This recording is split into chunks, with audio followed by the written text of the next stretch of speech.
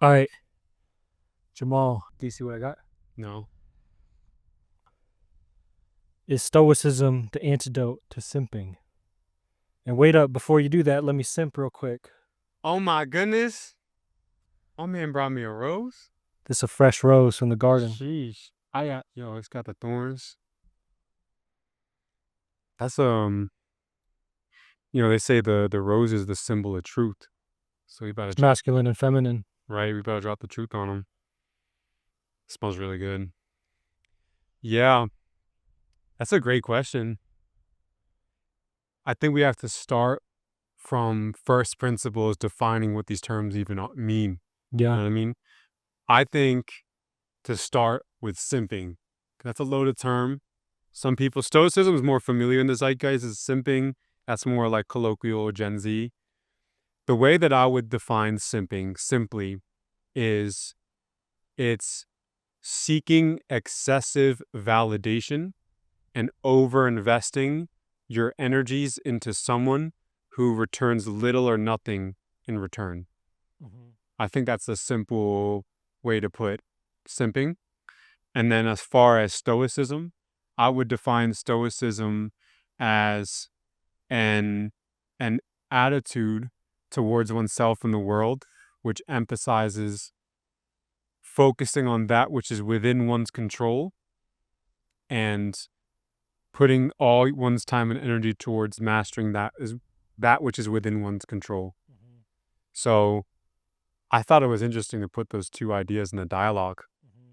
because simping is such a huge prevalent issue that comes up over and over again in my personal life and so many other men, where there's like this unconscious instinct to look for the savior in a woman and put all this, she's going to deliver me from all my misery and suffering, and overinvestment to the point where women suffer from it so much too. I hear so many women talking about this struggle of not understanding why their men are so lack the mission oriented nature and why they invest so much into them and have these very unrealistic, unhealthy expectations. So yeah, what are your initial thoughts when you hear this question? Um, we're gonna get rolling on it. Uh, my initial thoughts. I think a lot of it comes from I talked about it before, self-fulfillment. It's like, can you get to 1 plus 1 to equal 2 rather than can you seek someone to complete you kind of thing. And my initial thoughts are, what are we really wanting women for? It's a diversity of desires. It's like, do you want a woman for physicality reasons? Do you want a woman for sexual reasons? Do you want a woman for partnership reasons? Someone to work together for a better world with, or a better family?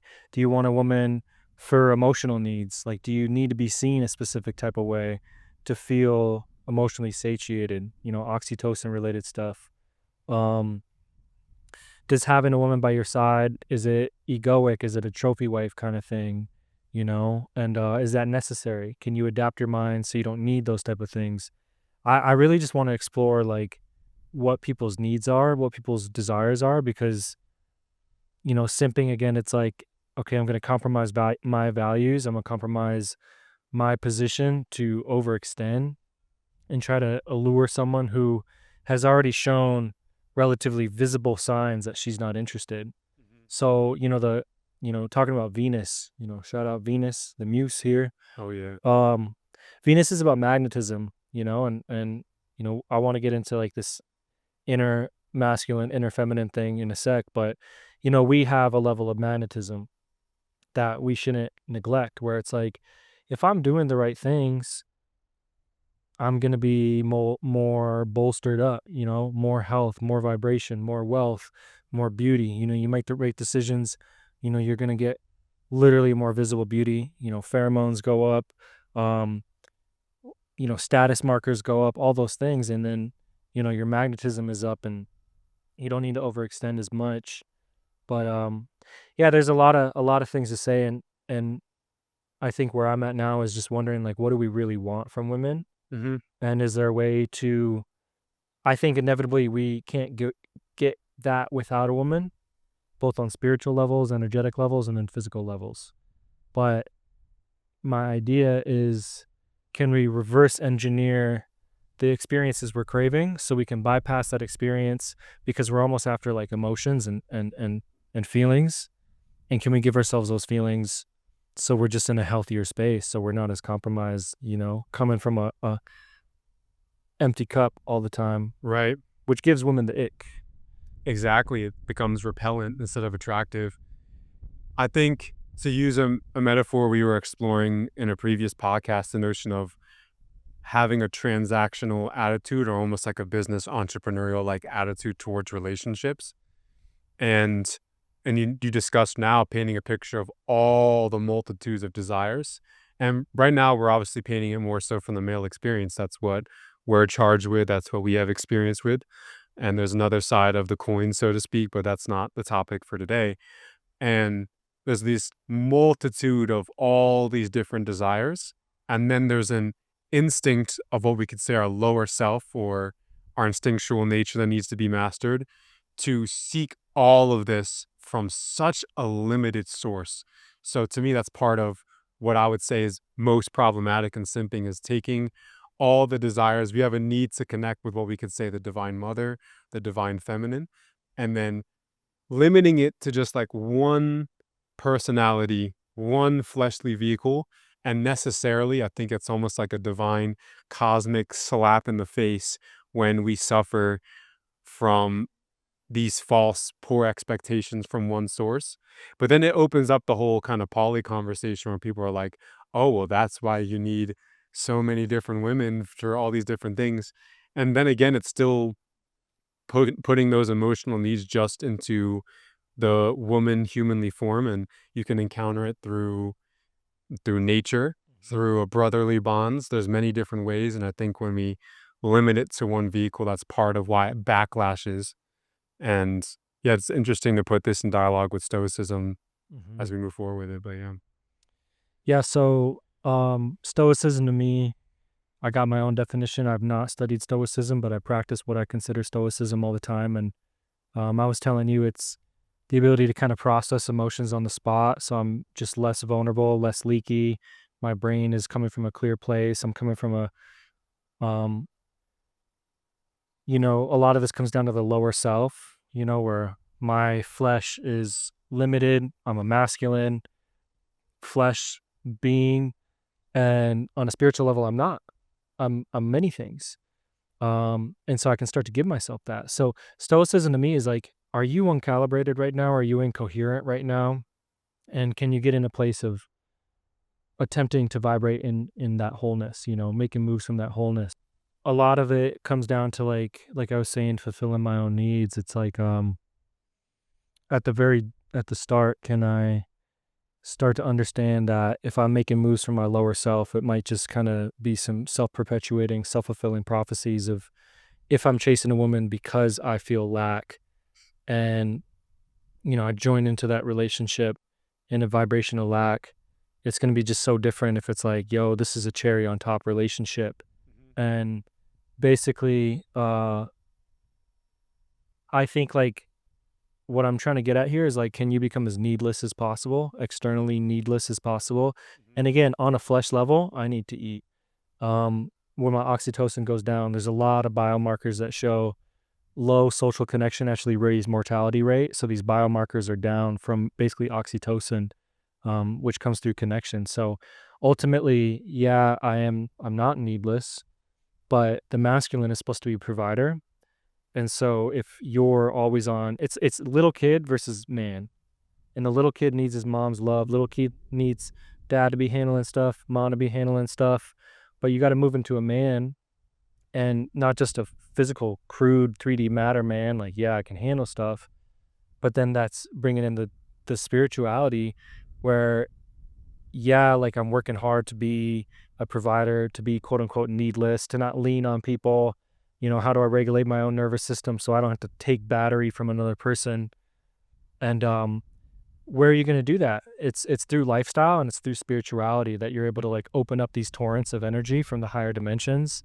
And yeah, it's like, do I want to rely on my muse to fill my battery, or can I fill my battery? Am I mature enough to fill my battery? Am I capable enough to fill my battery? Why, basically, I'm asking, why are we pretending that we're not able to take care of ourselves to a big degree? Right. And when we do that, we're just gonna be more fortified.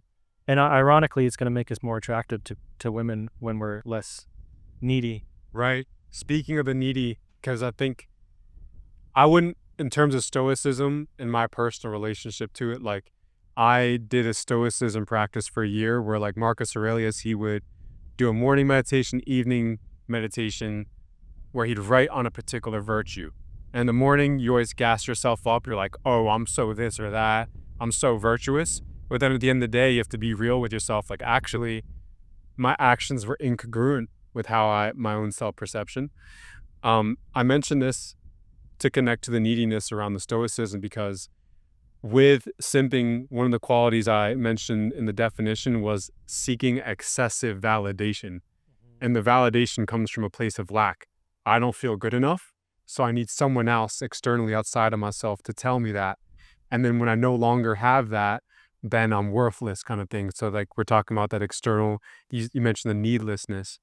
So one thing that's interesting that the Stoics kind of provided as an alternative is striving for virtue, putting virtue as the core principle in which you strive towards. So let's say the particular virtues you're after is discipline, is kindness, wisdom, being loving, these kinds of virtues, and orienting your life towards that and completely disregarding validation from others.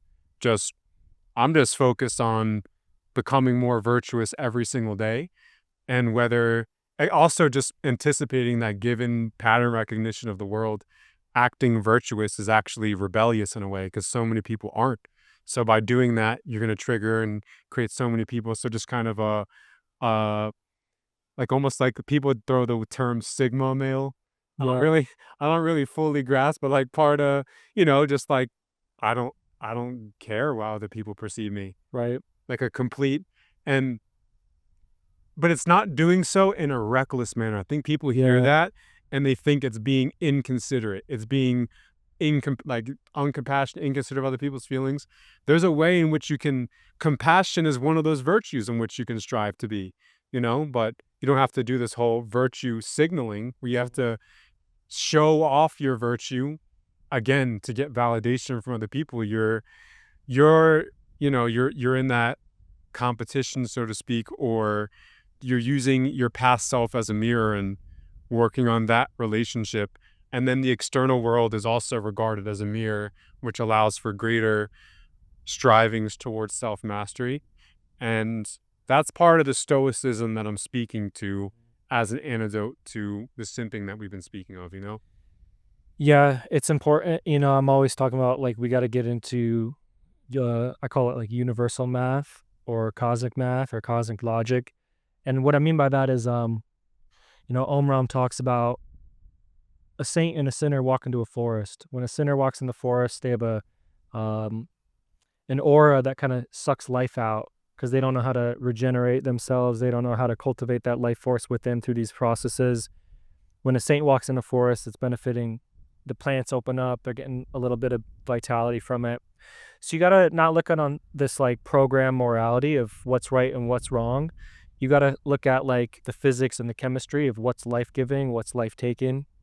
And through that, you develop a level of logic that isn't so worldly. It's just like, it's very useful. And why I say that is because we got to find balance. We can't overcorrect.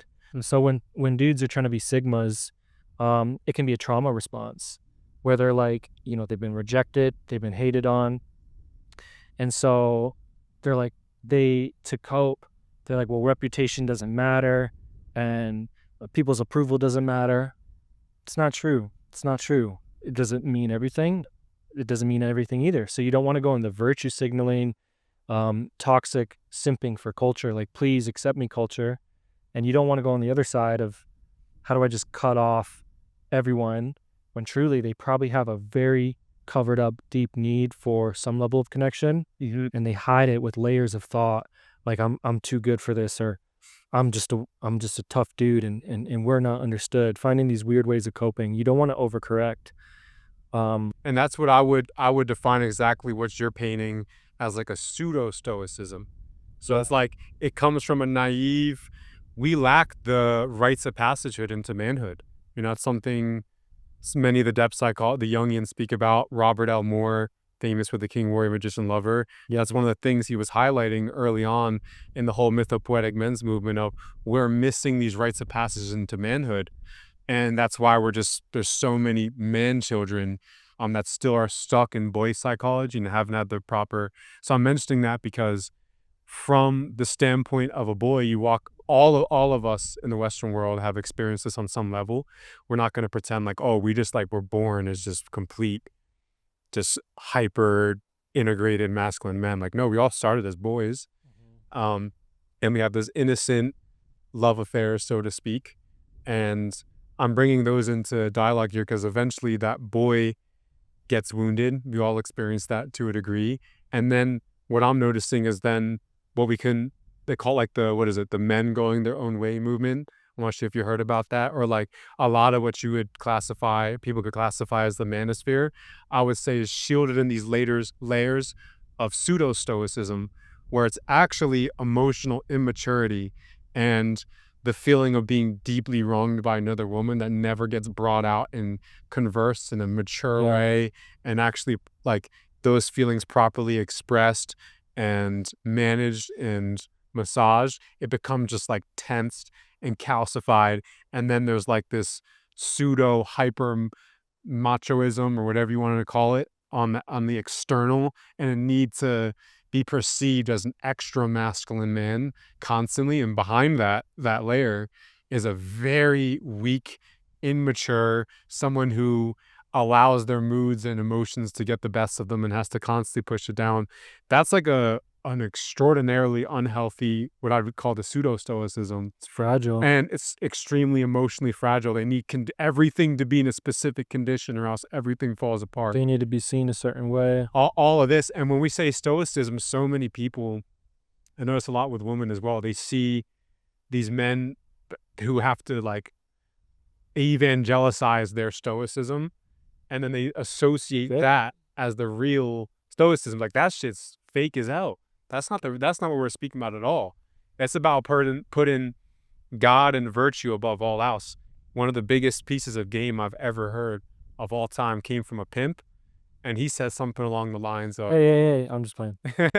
he says something along the lines of, if you put a woman before God, you lose both. It's crazy. You know what I'm saying? So I think simping is a consequence of forgetting to put the creator, the almighty, the beautiful cosmos, intelligence and nature, the life force that flows through all of our beings, forgetting to put that as the center of one's own philosophy, of one's own lifestyle, and instead putting the lustful desire and seeking validation and all that on a lower level. It's like the misery that comes as a consequence of that is a part of the lessons that need to be learned. Is there a part of the Bible where he says, Lord, make me instrument of your lust and hedonism and pettiness and desire for self-validation? I don't remember that part in the Bible. I remember them saying, Lord, make me an instrument of thy peace. And so you're talking about, putting God on the head. And, we were talking about this earlier where Omram talks about, appreciating this cosmic intelligence that is very mathematically watching what you do and saying, okay, growing in this way, that's cool. Let's kind of brush out some things, clear some resistance. He's doing good here. Oh, he's ignoring these qualities. He's ignoring these responsibilities. Let's put more pressure on him so he suffers a little bit, wakes up to the importance of what he's ignoring and stops ignoring it and handles it. And so he was saying, just like, it sounds cliche, not that this is the main point, but he's like, try not to cry unless you're crying tears of joy. When things get hard, lean in with like a curiosity and an attempt to grow your wisdom on why am I going through this? Mm-hmm. And to me, it's like, God is beautiful, God is love, but there's also tough love, and there's the pillar of indulgence and mercy. the soft side, the feminine side of the universe, and there's the pillar of severity, which includes, healthy hubris.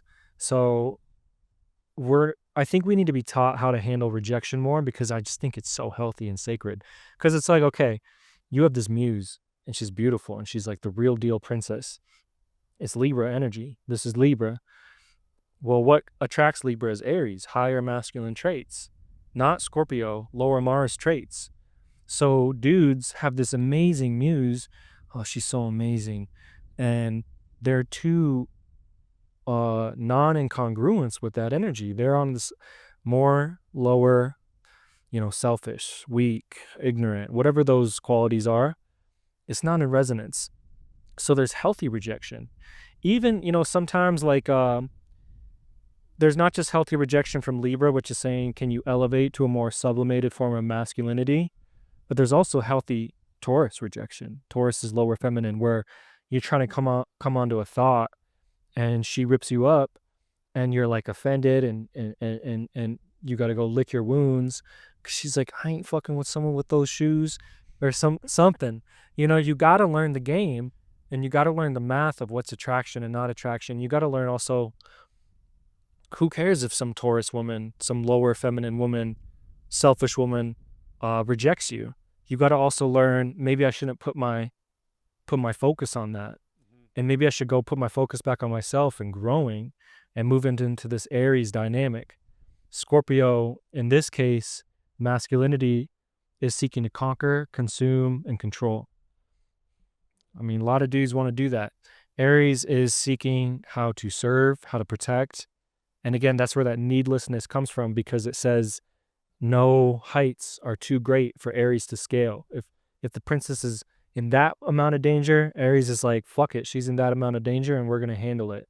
I'm not going to sit here and complain. I'm not going to put it out of reach like I'm incapable of doing it. If I'm incapable now, I'm going to transform. And so that's what I'm saying. Lord, make me an instrument of thy peace. All these challenging circumstances where, you write, I want to be this. And these circumstances show, I ain't really as tough and nice and beautiful as I want to be. Well, Lord, make me an instrument of thy peace. To be a peacemaker amongst a very turbulent world, you're going to need diverse, savvy qualities. And just like, I think, again, it just comes down to that mother relationship, because it's like, well, when your mother always loves you and you expect this everlasting love from this random girl you have a crush on and she doesn't show that to you, that hurts that little boy. But that little boy is supposed to move in maturity to be like, I didn't get the love I wanted, but why not? Why? Like, sometimes it's a mind fuck because with distortion and psychological fragmentation, you can be very, very, very benevolent, beautiful, charming, healthy towards a woman, and she still rejects it. So there's a level of peace that we have to gain rather than trying to understand everything. But also, you got to learn this math of chemistry and this math of attraction. And and like at the end of the day, it's, you build yourself up. There's the bonus that you'll probably be more wanted by the feminine because you're just more beautiful and badass and cool. But at the end of the day, you start to develop this maturity where it's like, hey, I don't really need my accolades from the feminine. I don't need to be seen this type of way. And I would even, I want to end with this. We need to microdose that rejection on a daily basis, Yeah. microdose, like, what's it like if you come onto a chick and she says you suck and you're lame and she posts you on her Instagram story to all her homies? You better get normalized to rejection. So ultimately it can't control you. So speaking of Stoics, that bro that wore the pink toga, you know that bro? No. I don't know. He wore a pink toga because he wanted to be embarrassed daily. And if you are controlled by your fear of embarrassment and your fear of rejection, that ain't stoic and you're compromised. Another thing I'd add on to that in clarifying this distinction between the pseudo-stoicism and the genuine is, in order to be genuinely stoic, as in always focusing on what is in your control and embodying the Toltec agreement of just doing your best and leaving the rest up to the transpersonal will or God or whatever you don't want to use, I think there's an element of spirituality that is required in the sense of regarding everything as inherently meaningful, as no matter what trials and tribulations that I am faced with, there is some lesson that I ought to learn from this. And the quicker in which I can obtain the quintessence of that particular lesson of the trial I'm in, the quicker I will advance to the next stage, so to speak. So I think part of a genuine stoicism requires the inherent worldview that everything that happens to you and to the world at large is meaningful and there's some lesson. And with that attitude, you can handle anything that comes your way. Anything, no matter you could lose your wife, you could go through what Job went through in the Bible, everything, and you know there's some meaning behind it. And I think that strength creates a mental magnetism, a luminousness or luminosity of one's own mind, psyche, and which then reciprocates into the body as well, that can only attract more luminous thoughts. And you could represented as entities, as angelic forces that then give you inspiration to move forward into your divine stature and nature. And it repels any dark thoughts or dark thinking that could pull you down or get you into situations where you're wasting all your time and energy in the wrong place. So I think that's an essential facet of a genuine stoicism. There's a perception that spirituality is weak. It's this these like shallow platitudes that people grasp onto as a form of emotional weakness. And I'd say it's the opposite. A genuine spirituality is putting that God first, the attitude of there's beauty here. There's always truth present, and if I'm suffering, it's because I can't see it. There's a radical responsibility of one's own reality in all the facets that they are not fulfilled with. So that's part of the genuine. Whereas a pseudo, you always see a tainted materialism and scientism that is like, oh, I'm hyper rational and I don't believe, like, there's no space for the supernatural transcendent whatsoever. There isn't the attitude of what's the beauty behind this. It's just like just like a, yeah, just a lack of a desensitization, a numbness to reality. And I think that there's nothing admirable about that at all. Mhm. And that's why internally, if you were to genuinely investigate these kinds of people, and I've fallen into this camp to a degree in myself, there's an inner torment within one's own conscious that is not voiced and brought out. So I wanted to paint that picture more vividly of the genuine versus pseudo Yeah. stoicism. And that's what, again, I'm talking about this needlessness. It's like this manosphere thing, like a lot of the men that I see talking about it, you can tell like they're pretty dependent on externals. If if they went a while without certain friends around them, around without a certain amount of females around them, what would their mental health be like? What would that inner voice be like? Would they be more rigid and fragile? How would that nervous system be? Or are they eating away at their own brain? Um, when you understand, like, hey, I'm a relatively fragile being. I have like these health bars, a few health bars, and why am I just lacking on watching them die? And why am I grasping at the people around me like, hey, can you make me feel good? Hey, can you make me feel good? And you're gonna say you're a man, you're gonna say you're an alpha male, you know? Because again, it's like masculinity, someone would say it's again that scorpionic masculinity. How can I control and conquer? Then I'll really feel like a tough guy. Well, no, I don't think that it's like that. I think real masculinity is the opposite of exploitation. It's like, a lot of people are fucked up. And for some reason I'm blessed. I'm well endowed with this level of vision and strength, and we got to do something about it. We got to start taking care of people. So, yeah, like again, what can you do? For instance, physiological mood is dictated by like these hormones, GABA, peace hormone, serotonin, not too much serotonin, oxytocin. If you are living a certain lifestyle, boom, physiological side is covered and you're at peace. Then that calm waters reflects heavens. You're going to bring those same thoughts in that are going to repel darkness, entity invasion that puts these selfish desires in your ear that you think are your own, and then you're out serving a dark force, Mm. you know? So it's like, again, I'm just really concerned with what do I want from a woman? And and then it's like the golden rule, it's like the honoring of preferences. There's two golden rules. It's treat others how you want to be treated, and then there's that second, treat them how they want to be treated. And you cannot compromise that value system, because then you're vampiric and you're pulling someone into serve me, serve me, serve me. I don't really care if you fully get to what you want. I'll try when it's convenient to satisfy you, but then when it comes down to it, I'm going to take from you. And that's not stoic, that's not masculine, that's the child, that's not the man, that's not the husband, that's not the lover, that's not the godly man either.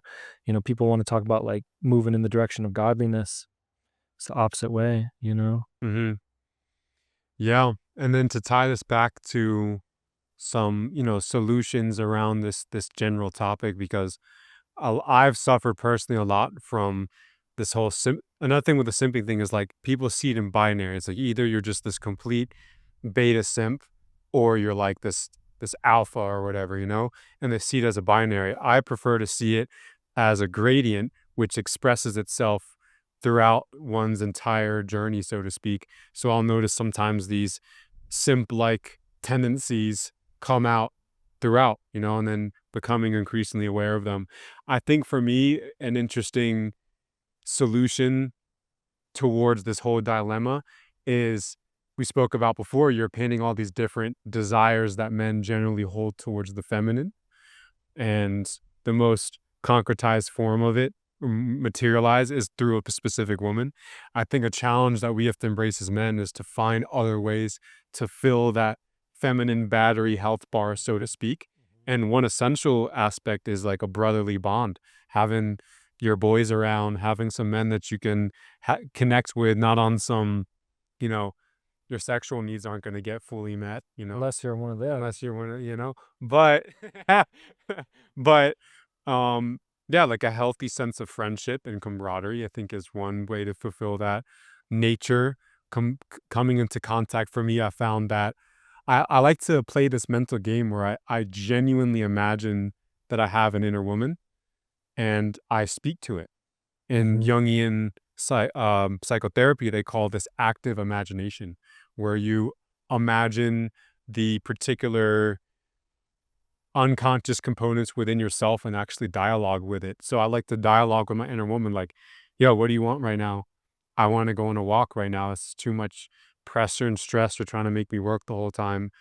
And then simply going for a little walk. And I come back and she's just super relaxed and tranquil. And then if I ignore, then I try to push through and get into my workaholic mode, then it comes back in these moods and just a general sense of this emotional, I don't know what's passing through me. And so that's one useful tool I think people can bring into notion of like, what does my woman want? She wants a bit more Yeah. spontaneity. Maybe I'm too like rigid and strict. And that can be a fun little exercise to kind of break out of these ruts that we could find ourselves in. I learned this a lot, especially from older men, that if they lean on their women too much, you got to think about as above, so below. God blessed us with testosterone. Testosterone makes it easier to suffer. It makes it to feel more pleasurable to suffer and strive to do something, and gives us a big test boost from overcoming that.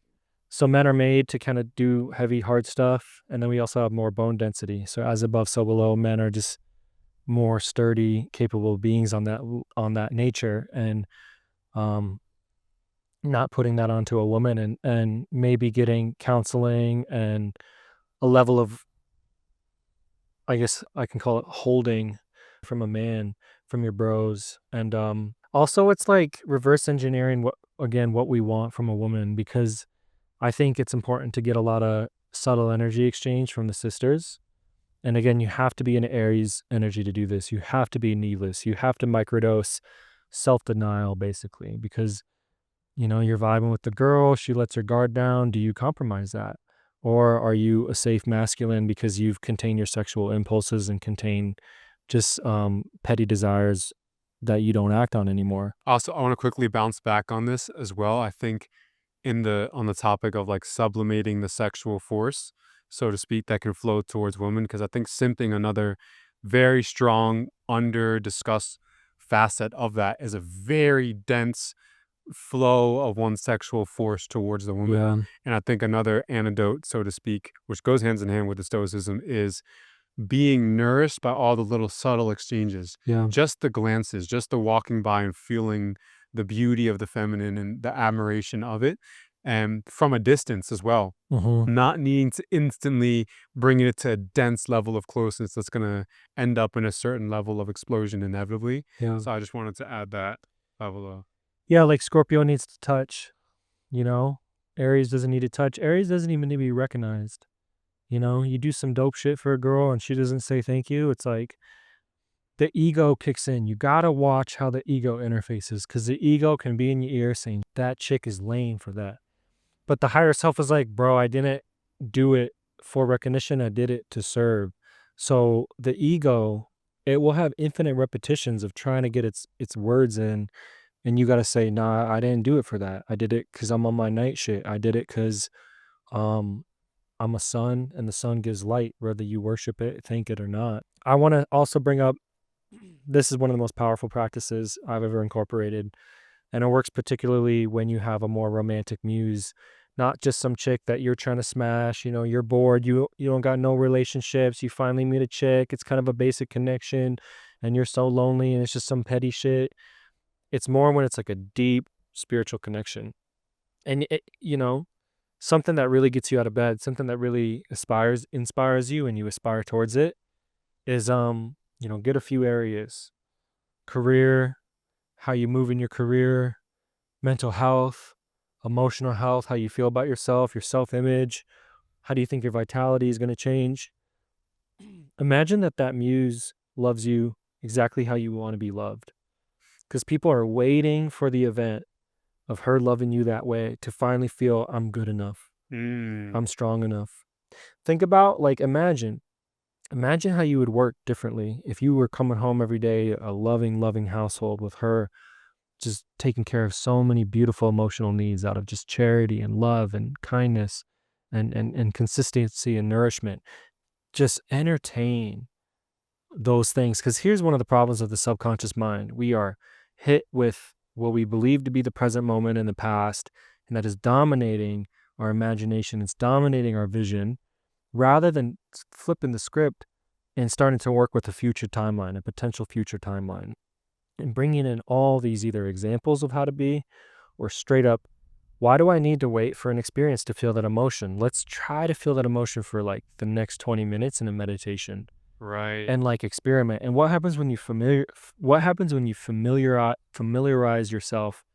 That's your number one babe that you've ever loved. She's the coolest chick you've ever met.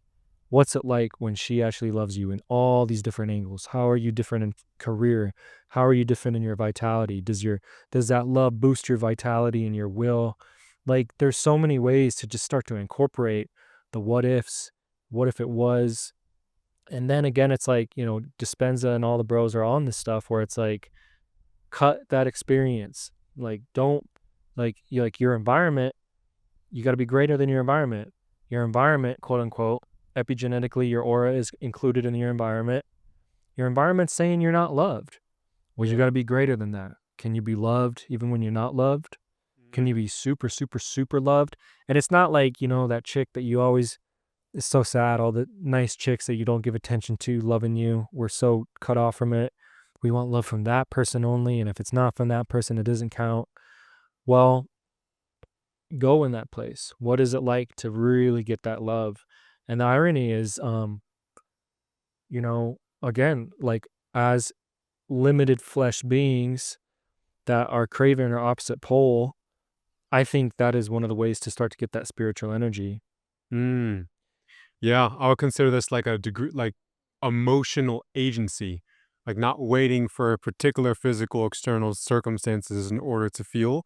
And you're speaking into very profound law for manifestation that was most brilliantly described by Neville Goddard. He's a Christian mystic, and I think absolutely brilliant in how he describes manifestation. And one of the main laws that he's speaks about all the time is the law of assumption, which is essentially if you feel the feeling that you've already succeeded and live in that feeling constantly, that's how you impress and influence the subconscious mind to create that reality. And that's what all the, when you read like these early 1900s, like Christian self help books that were like bomb, there's a really good YouTube channel called Master Key Society. If you want to like upgrade your reality, just like binge those audiobooks. His ones are great on that too. But yeah, you're speaking into that law of assumption, feeling the feeling that you are good enough and validated and have the woman and the love and appreciation from the feminine that you desire, and stop waiting for it. Instead, start to feel it right now. You know what I Yeah. mean? This theory has to be practiced because it takes a little bit of time. You know, they say it takes like 3 days for mirror neurons to form. It takes a certain amount of time for these physiological changes to happen. I feel if you do it really earnestly, you can start to feel some neurotransmitters organize in that way in about 20 minutes. But yeah, it takes a little bit of time. I want to pivot to the story Omram talks about that we discussed earlier, where he's like, there's a man that has a great life. Nothing is really impressing him, and he meets a woman, and he falls in love, and all of a sudden, everything is magic and musical. The birds are making music, the colors are vibrating, sparkles are everywhere, and this woman is an angel who can do no wrong. He's fully seeing her higher self, no lower self. And then something happens where she betrays him or something, and all that magic goes the inverse way. Rather than Mm, this neutral baseline that he was now on the upside of it, now he goes under. yeah. And nothing can make a good impact on him. Nothing makes him happy. And he says what this is that woman sensitized him to the element of love. So there's this element we call love that when you're sensitive to it, everything is just so beautiful and Yeah. magic. And he's like, initiates, the thing about initiates, Jedi, whatever you want to call them, is they don't wait for that moment. They don't wait for a person. They know it's a dangerous thing to use a person to rely on that because people change and or act multiple different ways. And he's like, they find this stuff within themselves. And so again, stoicism, your ability to regulate your emotions, that's my modern term for it. Where are you regulating your emotions? Your environment says there's no chick. Your environment, you look at the bank account, there's no great money to feel so secure in. But it's like, where's your wealth coming from? It's coming from a spiritual place. And I'm not saying to now be so it's not an overcorrection of now I never need to get a girlfriend. Now I never need to make money. I'm not saying that, but it puts the energy in you now, satiates you, like attracts like. Now that energy is within you, so you're attracting that energy Right. and you move differently where you're not like, again, please take care of me, please take care of me. You're like the Yeah. sun. Just enough to fill your own cup and operate from a place of confidence, but not like excessively relying on that and then it distorting. Yeah, I think the last thing I'd like to add on this particular topic is a more depth psychological perspective of what exactly is happening with simping.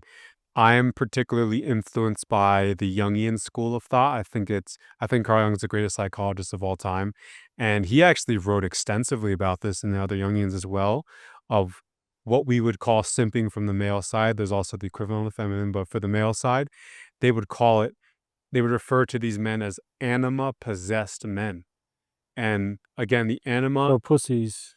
essentially that's but That's where that word comes there's from. many different types of anima, but anima, if you're unfamiliar, is the inner woman within man, or the inner feminine side within men that's largely unconscious. And what's interesting is that what Jung and the Jungians noted about what they would call anima possessed men, these are men that once again are projecting the deity, divine, feminine like qualities onto one particular woman that holds all this magical charm. And in relationship to that, their reality becomes distorted and they become excessively seeking pleasure, validation from this one source. So that's one aspect of an anima possessed man. Another facet of being anima possessed is losing one's own mission and becoming having this like apathetic lethargy around life in general and waiting for some emotional excitement to come to them, or having to chase these crazy dopamine highs in order to feel that contact with the feminine. Um, there's so many more layers we could explore with the anima possession and all of this, but I think that's a very fascinating take on what's Mhm. happening behind the scenes, and part of what they would suggest psychotherapeutically as a way to mediate that relationship is finding other ways to come in contact with the anima in a healthy way and regaining one's own creative potency. So art and having some form of creative practice is one way to start to channel those energies in a healthy way, like striving towards perfection, creating whatever that perfect thing that your heart desires, putting that instead of it channeled in a way in which, because when the animal possession takes place, it also leads to moodiness, like these a constant, almost a slavish attitude towards one's emotions, and feeling like an overwhelming tsunami of emotions constantly throw off your entire life. Whereas when you have a disciplined creative practice, that's another way to create the shields to keep those waters from ever rising too high. Mhm. And we're speaking to other ways to come into contact with that, and Yeah. healthy social life is essential element as well. Mhm. Yeah, what I'll add with or end with is, life is exchange, you know? And in a single day, how many things are we exchanging with? And are they net negative exchanges where they take more? Are they net positive where they give more? And I think what we're hoping for by simping is we're addicted to a fantasy that we haven't really vetted. Is this a safe fantasy? Is this really where I'm gonna get my energy and my satisfaction from? Because what happens if you really simp successfully and then you're in a relationship and it's not a net positive relationship, Mhm. So this idea of emotional regulation in the moment, emotional processing in the moment, literacy in all the energetic exchange that can be happening is you learn that there's a lot of things that can make you satisfied and fulfilled. And again, the fear is you put all your eggs in one basket and then it don't work out. So and then you're stuck in a relationship that you simped for, that you love bomb for, and you overpromised for, and now how are you going to deliver? So yeah. Yeah, well, I think we've added a lot of different layers and perspectives, and a lot of food for thought. So we'll give our audience some time to digest the bars of wisdom and the different angles. So